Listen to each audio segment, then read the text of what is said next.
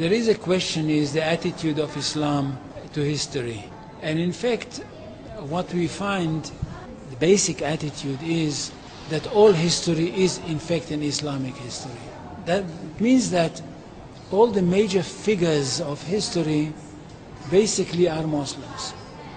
From Adam down to our own time. So if the Jews or the Christians are demanding something and basing it on the fact that there was a king called Solomon, or a king called David, or a prophet called Moses, or Jesus, then of course what they are doing, they are saying something which is not true, or in fact they don't know that all these figures were basically Muslim figures. They were, in fact, since the creation of the world there is only one religion, and this is the religion of Islam. So if anybody says, look, there is a place which is connected with Solomon, and that's the place where the Temple of Solomon stood, a true Muslim would tell you, yes, absolutely right, but don't forget that Solomon was a Muslim. And David was a Muslim, and Abraham was a Muslim, and Isaac was a Muslim, and Jesus was a Muslim. And this is what I mean by the Islamization of history.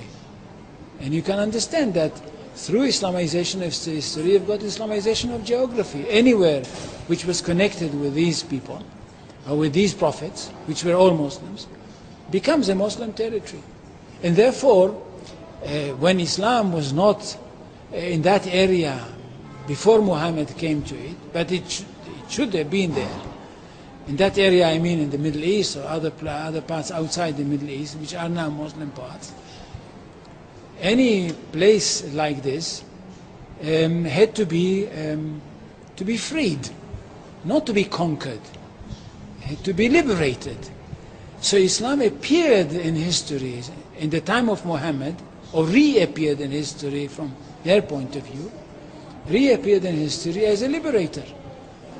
And therefore there is no Islamic occupation. If somebody occupied anything, it would be always somebody else, not the Muslims.